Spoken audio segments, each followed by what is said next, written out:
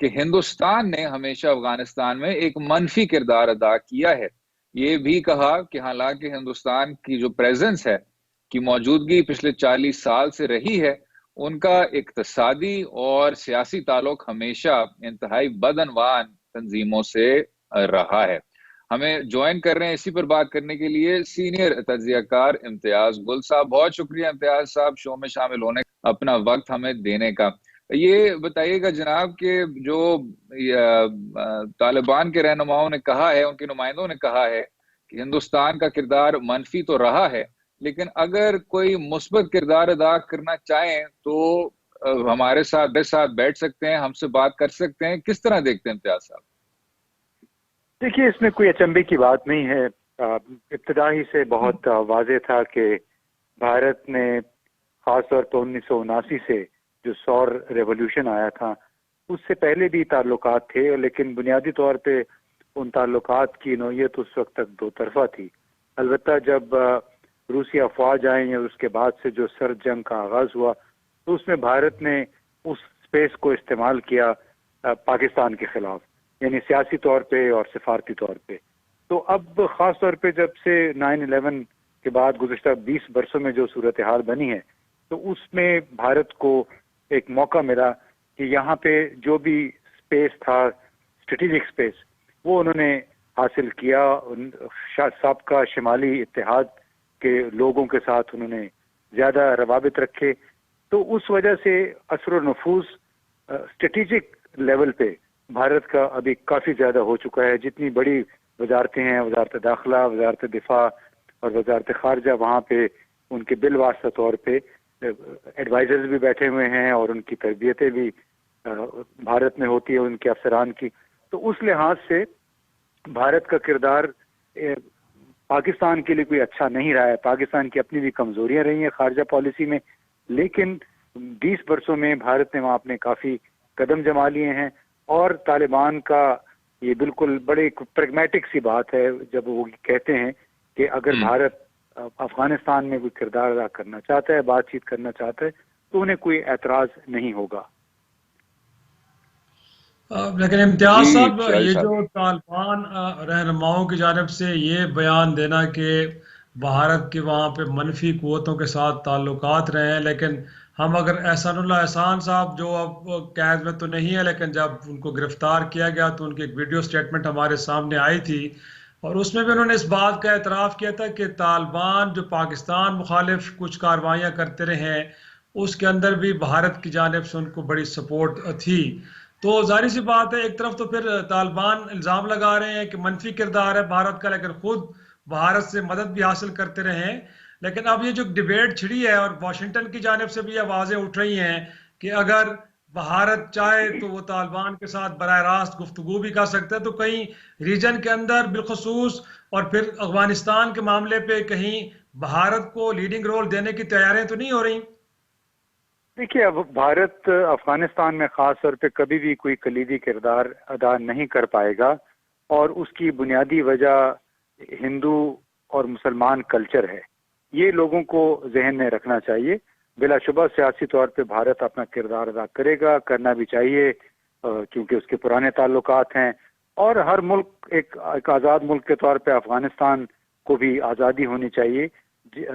تمام ممالک کے ساتھ تعلقات قائم رکھنے کی. لیکن اس میں کوئی شک نہیں ہے کہ گزشتہ خاص طور پہ 2008-9 کے بعد سے جس طرح پاکستان میں تابڑ توڑ حملے ہوئے تھے، GHQ سے لے کے اور کارساز کراچی تک جو دہشت گردی کی لہر تھی، اس میں بھارت کا بالواسطہ طور پہ کچھ نہ کچھ کردار ضرور کہا جا سکتا ہے، کیونکہ TTP تحریک طالبان پاکستان کوئی ایسی پڑھی لکھی جماعت نہیں تھی کہ جو سمجھتی کہ ہم پاکستان پہ کسی وقت اقتدار پہ قبضہ کر لیں گے. ان کے پیچھے کوئی ڈوریں ان کی ہلا رہا تھا، اور آپ نے دیکھا کہ جس طرح تحریک طالبان پاکستان کا خاتمہ ہوا ہے اور احسان اللہ احسان کی گرفتاری کے بعد بھی جس طرح ایک ایک کر کے اس کے جو سو کالڈ نام نہاد رہنما تھے ان کو ختم کیا گیا، تو اس سے یہ ظاہر ہوتا ہے کہ بلا شبہ ان کے کوئی تعلقات تھے. اور خود بیت اللہ محسود جس نے تحریک طالبان پاکستان کی داغ بیل رکھی تھی، اس نے ہمارے ایک سابقہ سفیر کو جب ان کو اغوا کیا گیا اور ان کی قید میں تھے، تو بیت اللہ محسود نے ان سفیر صاحب کو بڑے واضح طور پہ یہ کہا تھا کہ میں بھارت کی طرف سے ہمیں تعاون کی اور امداد کی ریکویسٹ آ رہی ہیں، آفرز آ رہی ہیں، لیکن ہم پاکستان کی خاطر یہ کام نہیں کریں گے. میرا اپنا اس وقت تجزیہ یہ تھا کہ یہ کہنے میں کچھ، دکھانے میں کچھ اور ہے اور اصل میں کچھ اور ہے. اور بلا شبہ اس وقت سے لے کے اب تک، اور کلبھوشن جادو جب گرفتار ہوا 4 سال پہلے، تو اس وقت بھی واضح ہو گیا تھا کہ باقاعدہ ایک نیٹ ورک کے تحت یہاں پہ کام ہو رہا تھا، اور جو کشمیر کا بدلہ افغانستان کے ذریعے بھارت چکا رہا تھا. مجھے تو یہ لگتا ہے.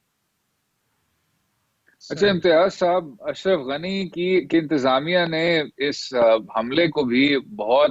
بری طرح تصور کیا ہے اور کہا کہ امن کے معاہدے پر شاید دوسری تنظیمیں، دوسری قوتیں سنجیدہ نہیں ہیں، اور ایک بار پھر عسکری کارروائیاں، پولیس کارروائیاں شروع کر دی ہیں، بحال کر دی ہیں. لیکن امریکہ کا کہنا ہے کہ پچھلے کچھ حملوں میں داعش کا بنیادی کردار ہے. ہسپتال پر جو حملہ ہوا تھا اس میں بھی داعش کا بنیادی کردار تھا، طالبان کا نہیں. لیکن اس پر جو افغان حکومت کی نمائندے ہیں وہ کہہ رہے ہیں کہ امریکہ زیادہ توجہ انخلا کو دے رہا ہے اور امن کو کم. کیا رائے رکھتے ہیں جناب؟ دیکھیے، ایک بات گزشتہ دنوں میں بڑی واضح ہوئی ہے کہ امریکہ نے بھی طالبان کو افغانستان کی ایک سیاسی حقیقت کے طور پہ قبول کیا ہے، بالکل ایسے ہی جب کہ ایک وقت میں یاسر عرفات کو، جو کہ دہشت گرد جانا جاتا تھا، اس کو انہوں نے گریجویٹ کیا، پھر ایک امن پسند رہنما کے طور پہ اس کو نوبل پیس کا انعام بھی مل گیا تھا. سو اس میں موجودہ حالات میں سمجھتا ہوں اشرف غنی صاحب نے جو کچھ کیا وہ مناسب نہیں تھا. یعنی انہوں نے بڑی کوشش کی ایک ایسا حملہ جس کو امریکی بھی کہتے ہیں کہ داعش نے کیا، اس کو طالبان کے کھاتے میں ڈال کے ان کے خلاف آپریشن دوبارہ شروع کرنے کا حکم دے کے اشرف غنی نے تھوڑا سا اپنا فیس لوزنگ کی. وہ الگ بات ہے کہ ابھی آج انہوں نے عبداللہ کے ساتھ شراکت اقتدار کے ایک نئے فارمولے پہ دستخط بھی کر دیے ہیں، اور اس کے بعد سے ہم یہ امید کر رہے ہیں کہ اب الزام پاکستان کے خلاف اور طالبان کے خلاف الزامات کی بجائے افغانستان کی قیادت طالبان کے ساتھ باقاعدہ مذاکرات کا آغاز کرے گی اور اس کے نتیجے میں امن کی راہ ہموار ہوگی. اسی لیے زلمے خلیلزاد صاحب جو امریکی خصوصی نمائندے ہیں، انہوں نے یہ عندیہ دیا کہ اگر بھارت کو اپنا کوئی کردار ادا کرنا ہے تو وہ طالبان کے ساتھ بات چیت کرے. اب یہ ایک بہت بڑی انڈیکیشن ہے کہ جب تک امریکہ اس موقف پہ قائم ہے کہ جب تک مذاکرات، انٹرا افغان مذاکرات شروع نہیں ہوتے، اس وقت تک امریکی امداد بھی نہیں آئے گی. آپ کو معلوم ہوگا کہ انہوں نے $1 ارب کی امداد واپس لینے کا اعلان کر رکھا ہے. تو میں سمجھتا ہوں کہ غالباً یہ ایک دھمکی تھی جو کہ کارگر ثابت ہوئی، اور جو افغان حکومت کو ڈاکٹر عبداللہ کیونکہ امن پروسیس کے ابھی انچارج ہوں گے، تو اس میں ایک سلور لائننگ ہے چھوٹی سی کہ اگر عبداللہ نے پیس پروسیس کو لیڈ کرنا ہے تو شاید پھر ایونچولی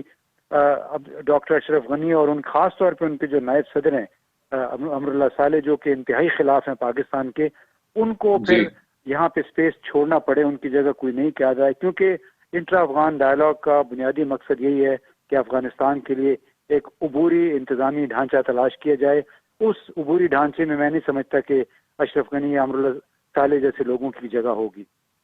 اگر وقت ہو تھوڑا سا تو امتیاز صاحب یہ بھی جاننا چاہیں گے کہ اگر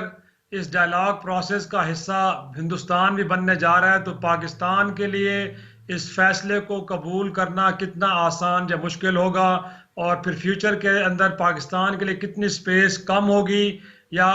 کمپرومائز ہوگی؟ تو یہ اس حوالے سے آپ کیا کہنا چاہیں گے سر؟ دیکھیے، اس ڈائلاگ میں اس موقع پہ بھارت کی شرکت کے امکانات بہت معدوم ہیں.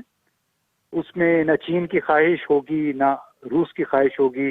یعنی وہ ممالک جو کہ براہ راست افغانستان کے ساتھ بارڈر رکھتے ہیں، وہی ممالک اس مسئلے کو حل کریں گے، وہی ممالک اس پروسیس کو آگے بڑھانے میں مدد دیں گے. بھارت ایک چوتھا پانچواں ملک ہے، وہ بلا شبہ ان کو آن بورڈ رکھنا چاہیے. لیکن میرا خیال ہے پاکستان، روس اور چین کے لیے اس موقع پہ بھارت کو قبول کرنا مشکل نہیں ہوگا، بلکہ ضمیر کابلوف جو روس کے مستقل نمائندے ہیں افغانستان کے لیے، انہوں نے تو ایک مرتبہ یہ بھی کہا کہ بھارت کے ایک صحافی نے بار بار ان سے پوچھا کہ کیا بھارت کا اس میں کوئی کردار ہے، تو بالآخر انہیں تنگ آ گیا کہ جی بھارت کے لیے اس پورے پروسیس میں کوئی اسپیس نہیں ہے. تو اس لیے اس میں میرا خیال ہے کوئی پریشانی کی بات نہیں ہے جب تک روس چین اپنے ایک موقف پہ قائم ہے. ترکی بھی خاص طور پہ اس پروسیس میں ان تینوں ملکوں کے ساتھ ہے، اور خاص طور پھر ایران